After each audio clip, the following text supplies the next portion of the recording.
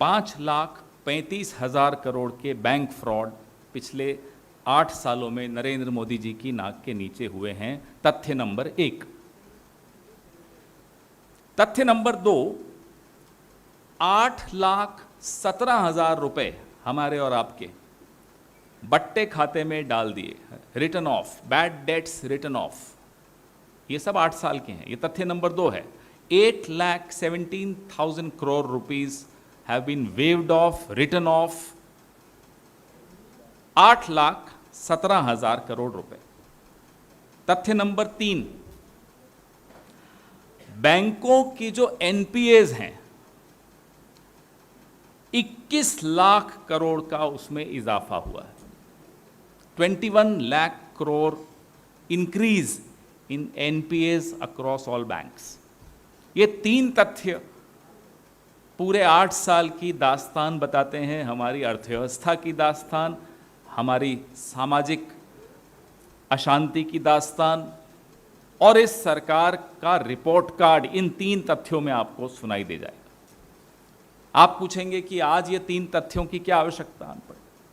इसलिए आई कि जो 75 सालों में सबसे बड़ा बैंक फ्रॉड हुआ, 22,842 करोड़ रुपए का, एबीजी शिपयार्ड, ऋषि अग्रवाल, ये नाम आप सबको मालूम है क्योंकि इसी मंच से कई बार वो नाम लिया गया। 75 साल का सबसे बड़ा बैंक फ्रॉड भी इसी 8 साल में सामने आया, इसी 8 साल में हुआ। आप कहेंगे ये भी नई बात नहीं है, होते रहते हैं। पिछले 8 साल में आपको हम ही ने यहां से इतने बैंक फ्रॉड बताए, नीरव मोदी, अन्य अनेक विजय माल्या, अनेक नाम आपके सामने हम यहां से बैठकर, हमारे कोलीग्स ने और हमने बैठकर यहां आपको दिए हैं। लेकिन यह पहली बार हुआ कि 5 साल के विलंब के बाद गबनकर्ता को पूरे मौके दिए जाते हैं कि तुम्हें भागना है तो भाग जाओ, तुम्हें कुछ अपना ठिकाने लगाना है, जो वो ठिकाने लगा दो, जो भी आपको अपना मेस सॉर्ट आउट करना है। They gave 5 years to the man who defrauded 28 banks। They gave him 5 years to sort out his mess and run away। यह भी पहली बार हुआ। जब यहां से इस देश के प्रमुख विपक्षी दल ने दबाव बनाया कि साहब आप एक्शन क्यों नहीं ले रहे, आप हैरान होंगे साथियों कि एसबीआई, जो कि हमारा लीड बैंक है, स्टेट बैंक ऑफ इंडिया, उसने एक बार नहीं 2 बार सीबीआई को शिकायत लिखी, लिखकर भेजी, और उस पर कोई कार्रवाई नहीं हुई। अरसा गुजर गया। एबीजी शिपयार्ड का आखिर रिश्ता क्या है प्रधानमंत्री से? क्यों सीबीआई एसबीआई की शिकायत के बावजूद एफआईआर दर्ज कराने में सालों लगा देती है? हफ्ते नहीं, महीने नहीं, सालों लगा देती है। जब कांग्रेस पार्टी का दबाव बढ़ा तब जाकर सीबीआई ने एफआईआर लॉन्च की। स्मरण रहे, आप सबको मालूम ही है कि 1 अगस्त 2017 को जब एबीजी शिपयार्ड का एनसीईआरटी में दिवालिये की कार्रवाई शुरू हुई, तब भी कांग्रेस पार्टी ने प्रेस कॉन्फ्रेंस की 15 फरवरी 2018 को रणदीप जी ने की थी, मुझे याद है, और सरकार को चेतलाया था कि अग्रवाल जी भागने वाले हैं। कहा था, स्पष्ट शब्दों में कहा था कि ये भी जाने वाले हैं, रोक लीजिए अगर रोक सकते हैं। और हैरानी की बात यह है कि 8 नवंबर 2019 को एसबीआई ने पहला पत्र लिखा सीबीआई को, तारीख याद रखिए, 8 नवंबर 2019, एबीजी शिपयार्ड के विरुद्ध एफआईआर करने का उसमें निवेदन किया। सीबीआई ने कुछ नहीं किया। अगली चिट्ठी गई 25 अगस्त 2020 को, एसबीआई ने दूसरी चिट्ठी लिखी सीबीआई को।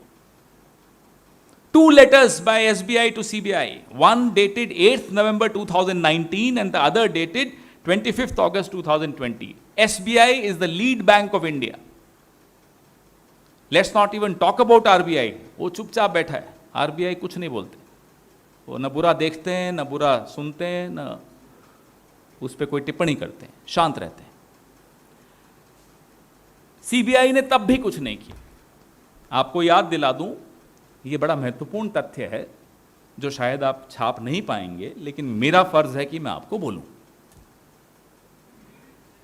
2007 में गुजरात में एक मुख्यमंत्री हुआ करते थे, नरेंद्र मोदी जी। 2007 में नरेंद्र मोदी जी ने इन्हीं ऋषि अग्रवाल को out of turn 1,21,000 square meter जमीन सूरत के इंडस्ट्रियल एरिया में अलॉट कर दी थी और सीएजी ने आपत्ति दर्ज की थी।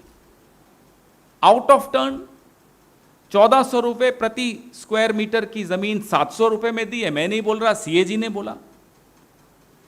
लेकिन तो मोदी जी थे, सीएजी उनके सामने क्या है। आज देखिए ना, सीएजी चुपचाप कहीं, माफ कीजिएगा, दूम हिलाता हुआ बैठे हैं सीएजी संस्था। कुछ नहीं, एक शब्द नहीं निकलता आप सीएजी के मुंह से। ना आपके चैनल्स पे ब्रेकिंग न्यूज आती है, ड्राफ्ट रिपोर्ट लीक्ड, कुछ नहीं, शांति, पिन ड्रॉप साइलेंस। ये संस्थाओं की हालत है। और क्यों है? क्योंकि ऋषि अग्रवाल भागेगा कैसे? अगर सीएजी सक्रिय हो जाएगी, सीबीआई सक्रिय हो जाएगी, दोस्तों के खिलाफ सक्रिय हो जाएगी, तो कैसे भागेंगे दोस्त? कोरिया जाते हैं मोदी जी तो ऋषि अग्रवाल को साथ ले जाते हैं। मनमोहन सिंह जी जब विदेश जाते थे पत्रकारों को साथ लेकर जाते थे। ये साहब जब विदेश जाते हैं तो उद्योगपतियों को साथ लेकर जाते हैं। फोटोज हैं, पब्लिक डोमेन में सब है। वाइब्रेंट गुजरात समिट में ऋषि अग्रवाल जी सक्रिय भूमिका, 22,000 करोड़ लगाऊंगा जी। पता नहीं कितने लगाए कितने नहीं लगाए, गुजरात में जाके पूछिए, आपको असलियत मालूम पड़ जाएगी। सीएजी रिपोर्ट्स उठा के देख लीजिए, क्योंकि तब कानून का शासन चलता था इस देश में। सीएजी रिपोर्ट्स आती थी, हमारे खिलाफ भी आती थी, इनके खिलाफ भी आती थी। हम उन्हें गंभीरता से लेते थे। इन्होंने आकर, शायद वो हमारी गलती थी कि हम सीएजी को गंभीरता से लेते थे, इन्होंने आकर वो गलती सुधार दी।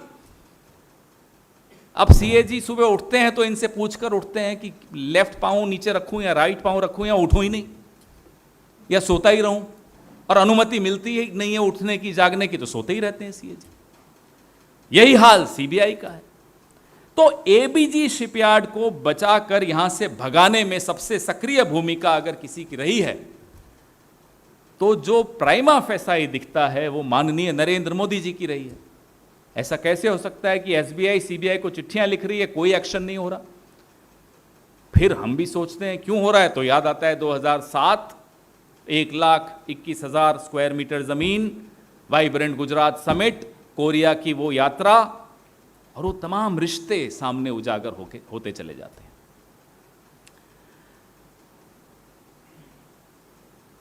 जो चुप्पी है,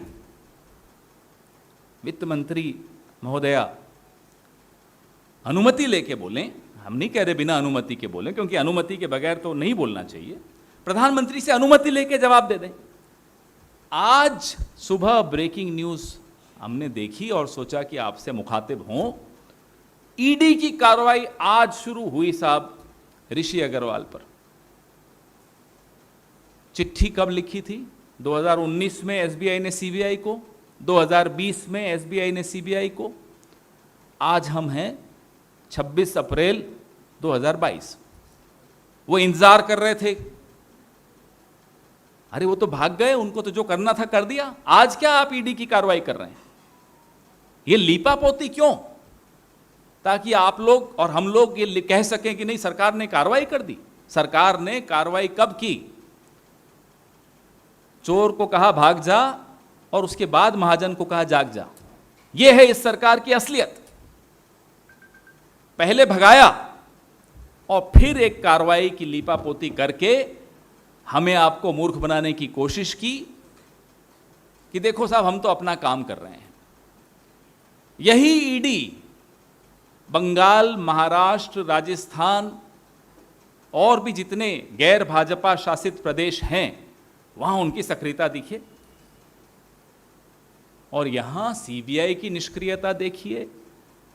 Look at the inactive CBI, the inactive CAG, the inactive ED, the inactive Income Tax Department. Suddenly, everybody is quiet. तो जो मित्र मंडली का बचाव मोदी जी कर रहे हैं, हम आप सबसे गुजारिश करते हैं कि इस देश का आने वाली पीढ़ियों का पैसा तो बचा लीजिए। इस पर आप लिखिए, छापिए, एक्सपोज कीजिए, मैं आपसे निवेदन करता हूं, क्योंकि ये देश के बैंकों को बर्बाद करने की साजिश है और उसमें सरकार के शीर्षस्थ लोग शामिल हैं। इस खबर को अभी लाइक करें, शेयर करें, अभी चैनल को सब्सक्राइब करें और घंटी जरूर दबाएं।